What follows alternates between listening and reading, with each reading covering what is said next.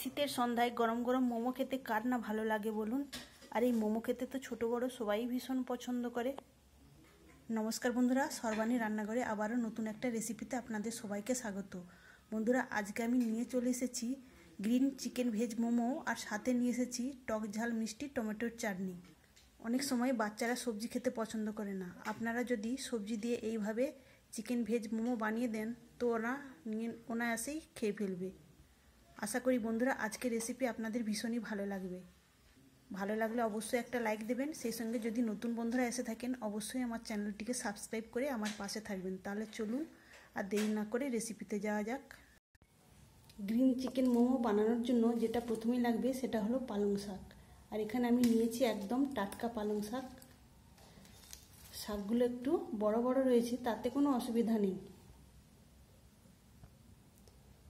আমি বড় বড় এই পালংয়ের পাতাগুলো কেটে নেব। ডাঁটার অংশটা বাদ দিয়ে পাতার অংশটা বেশ কিছুটা পরিমাণে আমি নিয়ে নেব। তবে আমি এই ডাঁটাগুলো ফেলবো না, অন্য একটা রেসিপি আমি বানিয়ে নেব। তবে যদি কচি পালং হয় তাহলে কিন্তু ডাঁটা সমেতও নিয়ে নিতে পারেন। তো যেহেতু আমার এখানে পালংগুলো বড়, তাই আমি এইভাবে পাতাগুলো কেটে নিলাম। আর বন্ধুরা, আপনারা রেসিপিটা বানানোর জন্য একদম টাটকা পালং নেওয়ারই চেষ্টা করবেন। এখানে আমার অনেকটা পরিমাণে পালং রয়েছে, আমি এখান থেকে সম্পূর্ণ পালং নেব না। আমার প্রয়োজন অনুযায়ী আমি কিছুটা পালংয়ের পাতা এইভাবে কেটে নিয়েছি। আর দেখুন বন্ধুরা, এখানে এই ডাঁটার অংশটা আমি এই বাকি পালংয়ের সঙ্গে রান্না করে নেব। এখন এই পালং পাতাগুলো ভালোভাবে ধুয়ে নিতে হবে, কেননা যেহেতু বাগানে টাটকা পালং তোলা হয়েছে তাই এর গোড়ার দিকটা একটু মাটি মাটি অংশ ছিল, তাই পরিষ্কার করে ধুয়ে নিতে হবে। পরিষ্কার করে ধুয়ে নেওয়ার পর এই পালং পাতাগুলোকে আমি ভাপিয়ে নেব। পালং পাতাগুলো পরিষ্কার করে ধুয়ে নেওয়ার পর একটা পাত্রে আমি সামান্য জল দিয়ে গ্যাস অন করে বসিয়ে দিয়েছি।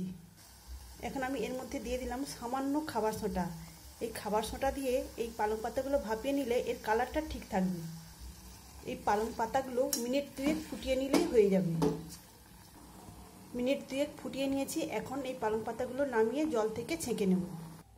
পালংয়ের পাতাগুলো জল থেকে ছেঁকে নেওয়ার পর ঠান্ডা করে নিয়েছি। এখন আমি জলগুলো নিংড়ে একটা মিক্সিং জারের মধ্যে দিয়ে পেস্ট করে নেব।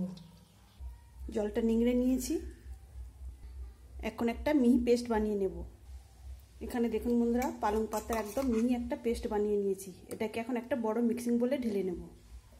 পালংয়ের পেস্ট ঢেলে নেওয়ার পর সামান্য জল দিয়ে মিক্সিং জারটা ধুয়ে এর মধ্যে দিয়ে দিলাম। এখন এই পালং পেস্টের মধ্যে দিয়ে দিলাম পরিমাণ মতো লবণ, আর দেব সামান্য রিফাইন তেল। তেল আর লবণটা পালংয়ের পেস্টের সঙ্গে ভালোভাবে মিশিয়ে নিতে হবে। এখন এই পেস্টের মধ্যে ময়দা দিয়ে মেখে নেব, তবে একবারে বেশি পরিমাণে ময়দা দেব না। এই পেস্টের মধ্যে যতটা ময়দা মাখা যাবে ঠিক ততটাই আমি মেখে নেব। ময়দা দিয়ে দিয়েছি, এবার মেখে নেব। আপনারা চাইলে এটা আটা দিয়েও বানাতে পারেন। এইভাবে মেখে একটা সফট ডো বানিয়ে নেব। তো দেখুন বন্ধুরা, এইভাবে একটা আমি সফট ডো বানিয়ে নিয়েছি। এখন এটাকে ঢেকে রেস্টে রেখে দেব। উপর থেকে একটু তেল মাখিয়ে নিলাম। এদিকে চিকেন আর সবজির একটা পুর বানিয়ে নেব। পুর তৈরি করার জন্য এখানে বোনলেস চিকেন নিয়েছি 200 গ্রাম। এই চিকেনটা এখন আমি একটা চপারে চপ করে নেব। আপনারা চাইলে মিক্সিতেও পেস্ট করে নিতে পারেন।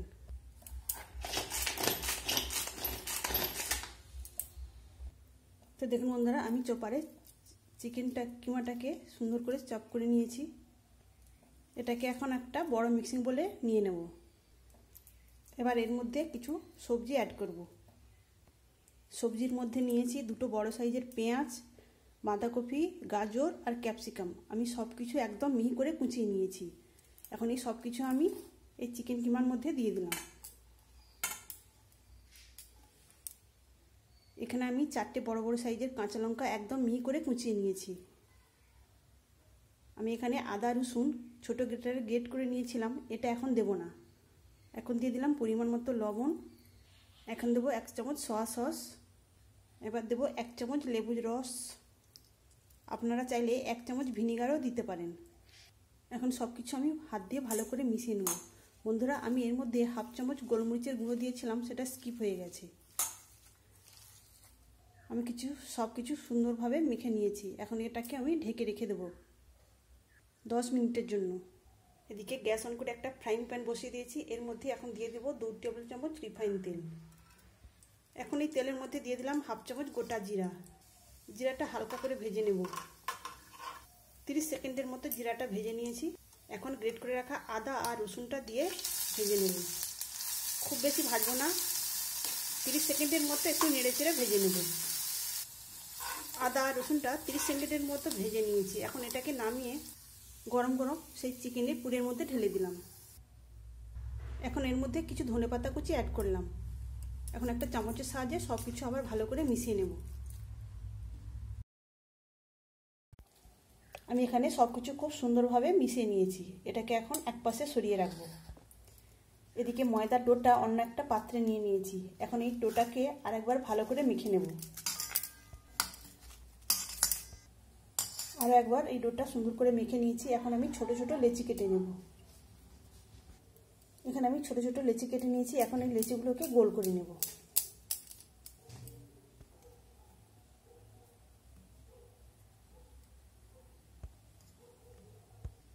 এখন একটা ছোট লেচি নিয়েছি, সামান্য ময়দা ছিটিয়ে এটাকে রুটির মতো করে বেলে নেব। তবে রুটিটা খুব বেশি পুরু বা খুব বেশি পাতলা নয়, মিডিয়াম একটা রুটি বেলে নেব। তো দেখুন বন্ধুরা, এইভাবে আমি একটা রুটি বেলে নিয়েছি। এখন সবজি আর চিকেনের পুরটা মাঝ বরাবর দিয়ে দেব। চিকেনের পুরটা দিয়ে দিয়েছি। এখন আমি ভাঁজ দিয়ে নেব।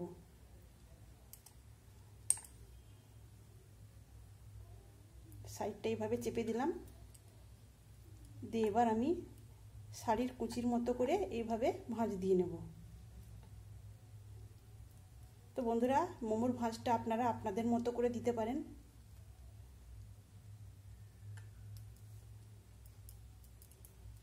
তো দেখুন বন্ধুরা, এইভাবে আমি একটা মোমোর ভাঁজ দিয়ে নিলাম। একই রকমভাবে আমি সবগুলো পুর ভরে নেব। এখানে আমি আবারও একটা রুটি বেলে নিয়েছি। আপনাদের সুবিধার্থে আমি আবারও একটা ভাঁজ করা দেখিয়ে দেব।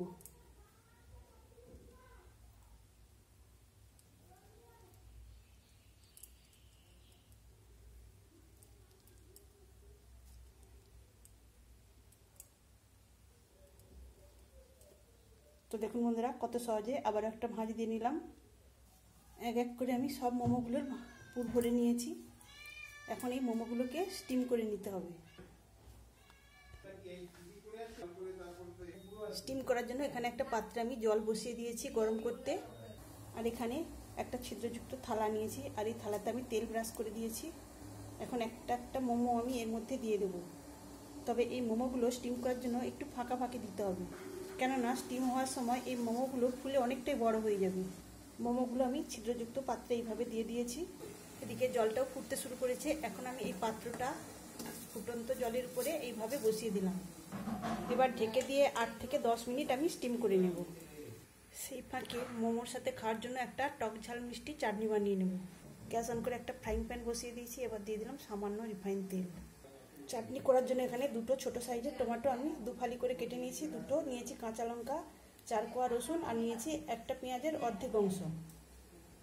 সব কিছু আমি এই ফ্রাইং প্যানের মধ্যে দিয়ে দেব।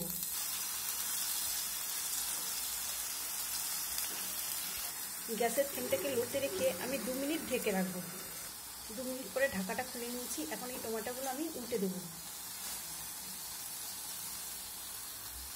তার সঙ্গে পেঁয়াজ, লঙ্কা আর রসুনটাকেও একটু নেড়ে চেড়ে নেব। নিয়ে আবারও ঢেকে দেবো 2 মিনিটের জন্য। এদিকে 2 মিনিট পরে আবারও আমি ঢাকাটা খুলে নিয়েছি। এখন টমেটো আর সব কিছু সুন্দরভাবে সেদ্ধ হয়ে গেছে। এখন সব কিছু আমি একটা মেশারের সাহায্যে ম্যাশ করে নেব। সব কিছু আমি সুন্দরভাবে ম্যাশ করে নিয়েছি। এখন আমি এর মধ্যে দিয়ে দিচ্ছি সামান্য গুঁড়ো লঙ্কা, মানে ঝাল লঙ্কার গুঁড়ো, দিলাম পরিমাণ মতো লবণ, 1 চামচ চিনি। সব কিছু এখন ভালোভাবে মিশিয়ে নেব। সব কিছু মিশিয়ে নেওয়ার পর এখন দিয়ে দেবো সামান্য জল। সামান্য জল দেওয়ার পর এইভাবে মিশিয়ে নিয়ে আমি 2 মিনিট ফুটিয়ে নেব। ফুটিয়ে নেওয়ার আগে আমি এর মধ্যে দিয়ে দিলাম 1 চামচ লেবুর রস। লেবুর রসটা দিয়ে এইভাবে মিশিয়ে নেওয়ার পর এবার আমি ফুটিয়ে নেব। 2 মিনিট ফুটিয়ে নিয়েছি, তো আমার তৈরি হয়ে গেল টমেটোর টক ঝাল মিষ্টি চাটনি। এখন এই চাটনিটা অন্য একটা বাটিতে আমি নামিয়ে নেব। আপনারা যদি চান এখন এই চাটনিটাকে মিক্সিতে দিয়ে ভালো করে পেস্ট বানিয়ে নিতে পারেন। আমি এই অবস্থাতেই রেখে দেব। এদিকে মোমোগুলো আমি 10 মিনিট স্টিম করে নিয়েছি, আর দেখুন কালারও কত সুন্দরভাবে চেঞ্জ হয়ে গেছে, আর ফুলে কতটা বড় বড় হয়েছে। এখন আমি এই মোমোগুলোকে নামিয়ে নেব। মোমোগুলো দেখতে কতটা সুন্দর হয়েছে আর কতটা লোভনীয়। তাহলে বন্ধুরা আপনারা এইভাবে পালংয়ের পেস্ট করে মোমোগুলো বানিয়ে দেবেন। বাচ্চারা কিন্তু অনেক সময় পালং খেতে চায় না, তাদেরকে এইভাবে যদি মোমো বানিয়ে দেন তারা কিন্তু অনায়াসেই খেয়ে নেবে। বন্ধুরা আপনারা তো সাদা মোমো বানিয়েছেন, একবার এইভাবে গ্রিন মোমো বানিয়ে দেখবেন। দেখতে যেমন সুন্দর হবে আর খেতেও দারুণ টেস্টি হয়েছে। বন্ধুরা গরম গরম চিকেন ভেজ মোমো আর সাথে রয়েছে টক ঝাল মিষ্টি টমেটোর চাটনি। তাহলে বন্ধুরা আজকের রেসিপি কেমন লাগলো অবশ্যই কমেন্ট করে জানাবেন। আজকের মতো আসি, সবাই ভালো থাকবেন, সুস্থ থাকবেন, ধন্যবাদ।